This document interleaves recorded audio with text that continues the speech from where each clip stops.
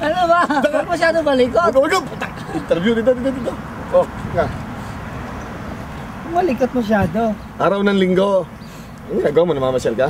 Hindi, hinahanap ko yung kapatid ko. At least nakita ko na. Ah, may kapatid ka ba? Oo, Di kakambal ba ko. yung nagbo-boxing na? May kakambal ka? Oo, kakambal ko. Hindi siya nagbaboxing. Oo. Umalis siya sa Pinas. Hindi ko alam kung saan pumunta. Dito lang pala. Ilang taon na kahiwalay? Tagal na mula nung sanggol. Lumabas na, tumakas na siya. Tinakasa ka? Pawalan wata ka? Oo. Anong pangalan ng kakambal mo? Anthony. Yun. Ayan, ito. Ayan o. Simula nung maliit pa lang kami. Ayan. Oo. Malis Ganon. na kami. Buti Ngayon ka maliit pa rin kami. Hindi na kami lumaki talaga. Hindi na kami talaga lumaki. Biglang ganito na kami. Ganyan ho nagagawa ng panahon dito sa LA sa... Hindi ho totoo magkapatid tong dalawang to. Pero nyo, no? Parang binagbiyak na Yan, Arinola. Nandito yung tangkay. Dahon. Ganito. Ganito. Parang kakalokohan eh. Kapunsa ka talaga. Wala kayong magawa talaga. Ito si Anthony. Ito ang ano namin eh. Ito tagabantay namin for the longest time. Sila ho ang nagbibigay sa amin ng pagkakataon na parang nasa bahay lang kami.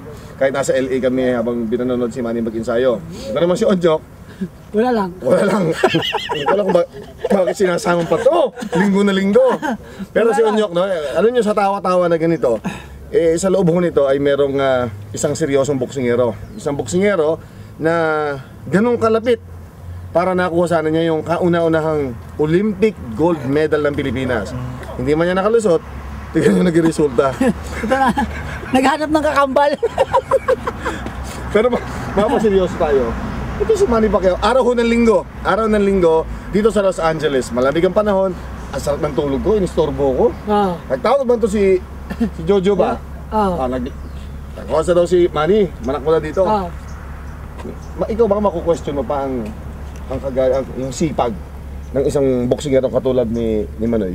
Eh talagang hindi mo na ano sa kanya yun kasi katulad ko, boxer din ako.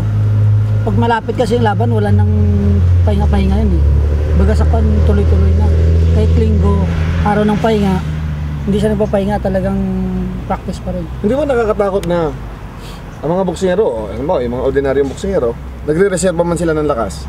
Ayaw man nila ng parang malaspag, yung di ba? Lalo na fight week na. Bukas, bibiyahin na ako puntang Dallas. Dapat nire-relax mo na para may reserva. Si Manny, hindi ko nakita nag-reserva ng lakas. Hindi, talagang ayaw niya yung Bakante siya? Gusto niya tuloy-tuloy.